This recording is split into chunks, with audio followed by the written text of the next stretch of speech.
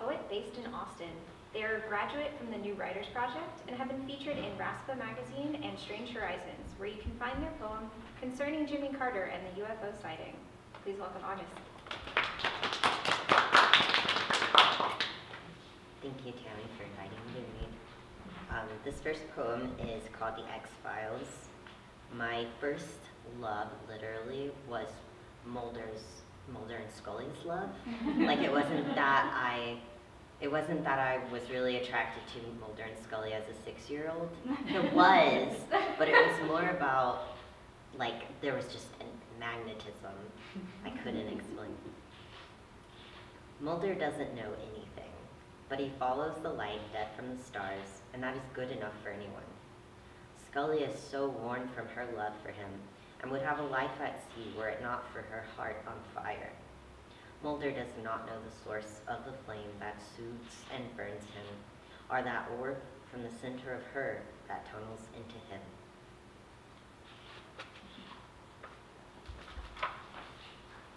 Brief spinning particle. I am single-minded in my mission to set alight all the stars, to name them chrysanthemum, Cerebus, sister. I want you to ask things of me. When I ask of you to love me, it's ordinary. After a hug, the clouds flatten with a change of shadow, then disappear from us without concern. It was the drooping light of your mouth that made me want to see you every day. There are no infinities in nature, only soft, cold petals and 613 seeds in every pomegranate. I became convinced by some fairly beautiful pie charts there's no simultaneity in time, but you're so close to me. Enjoying the way you breathe, I think of Dutch maples. I've never been to New England, never seen fields of dying conifers, but when the wind blows, I feel as if I have.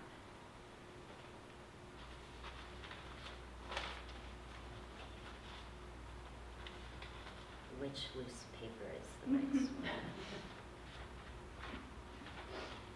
Okay. This one is called The Liturgy Accident. You've got a dead-end desire. You look like postage stamps on a shoulder blade. You walk around with your pointer finger extended, going around the day, from the bathroom to the stove, every place you can think of with an exit. But your finger never settles into place.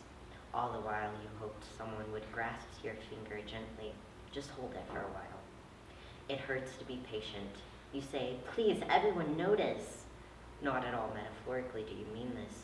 You're yelling this out loud. You walk up to a stranger, place your hand on your chest, and start to recite the national anthem. But then you say, Our Father which art in heaven. You find you cannot continue. To pray with the irk of a sincere desire pricks the flat certainty of your life. What an inconvenience. Nevertheless, a soft tuft of heaven shifts its face toward you. And even though you had stopped yourself, you think, maybe that was enough for someone to hear.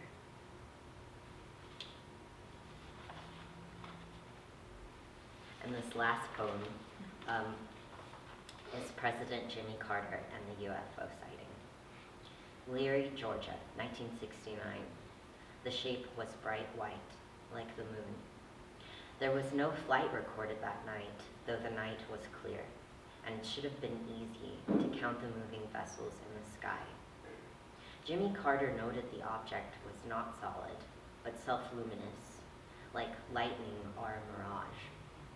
It hovered and changed from blue to red to white again, leapt away as quickly as it came, dismissed as quickly as believed. The people in the Georgia Lions Club began to draw the shape, but none of them could remember the shape. A scientist thought maybe it was sunlight scattering sodium and barium in the atmosphere. Possible. We were drawing the possibilities, but none of us could remember the shape of possibility, not solid, but self-luminous, like lightning or a mirage. Thank you.